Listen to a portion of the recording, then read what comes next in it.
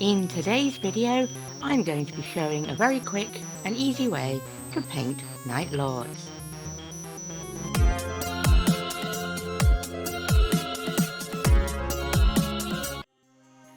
So what I have here is the Warhammer World exclusive Traitor Librarian Sorcerer. That's a bit of a mouthful, but yes, he is going to lead my new Night Lords army.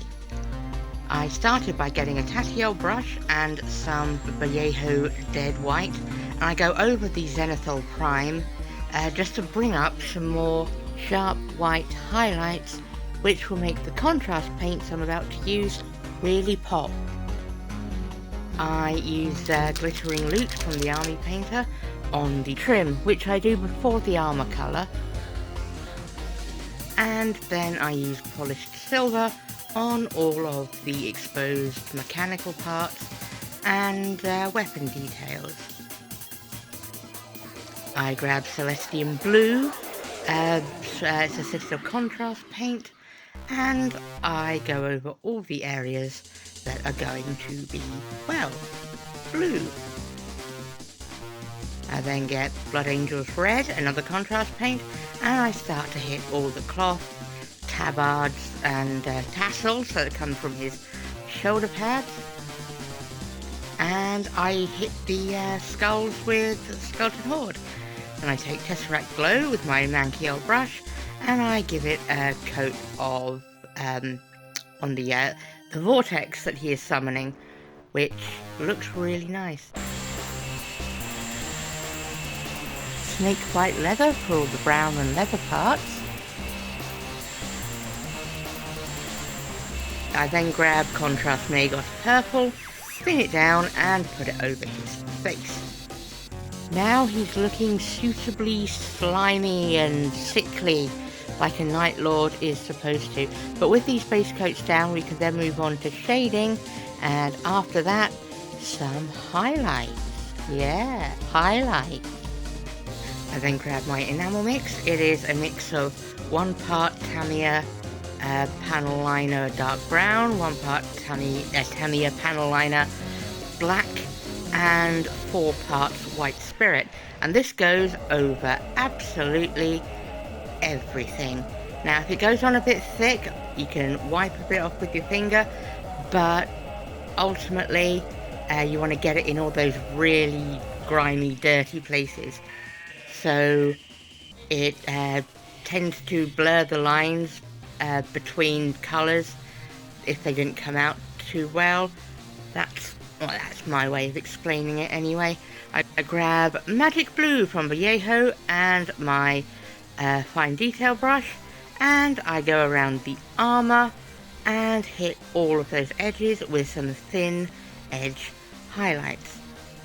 I also use the Magic Blue to add some lightning stripes, or what will be the foundation of lightning stripes, across all of the armour. This is the big visual announcement that this is a Night Lord, so it's important to do that. I get some dead white and I mixed it in with the Magic Blue, and as you can see around the junctions where the lightning crackles, I put in a lighter area, and then I go full on with just pure white at the very intersections.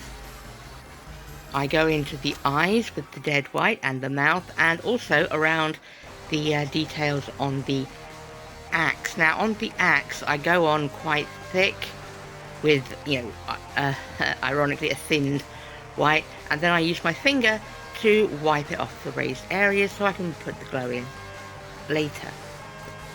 The cool thing about Tesseract Glow is it's kind of an OSL cheat. I can slap it on, do like a wash with white to get like a glow in the core, and then over the other details, including the shoulder pad, which gives an OSL effect. I then grab silver from Vallejo doing a lot of heavy lifting, and I highlight the trim and the rivets and anything that's metal, even the gold stuff. I then grab Mephiston Red and come in with highlights on the tassels and such.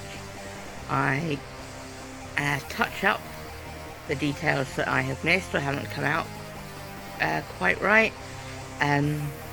This includes some further glazing round about the glow effect, but I think he's looking pretty good. The eagle-eyed among you will have noticed that he's on a different base to the preview. So, now it's time for one of my favourite parts of building models, basing.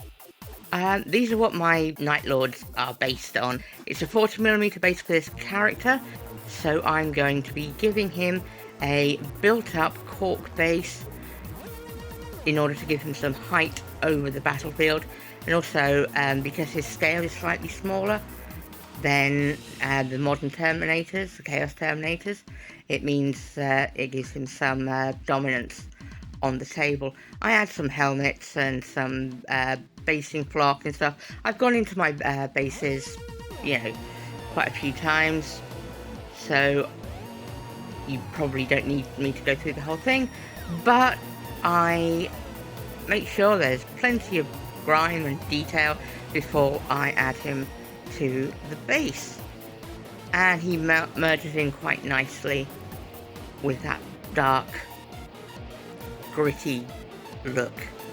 I then grab a piece of sponge with some tweezers, and this is Citadel Etching Grey, which I use to go over the armour on the base, give it some weathering, and then I use some Blood for the Blood God to really brighten up that wonderful little axe. And here he is, completed. If you found this video helpful, by all means give me a like, leave me a comment, etc. Yeah, Night Lords, pretty easy. I'm Autumn Witch, and I'll catch you next time on Bleeding Tree Gaming.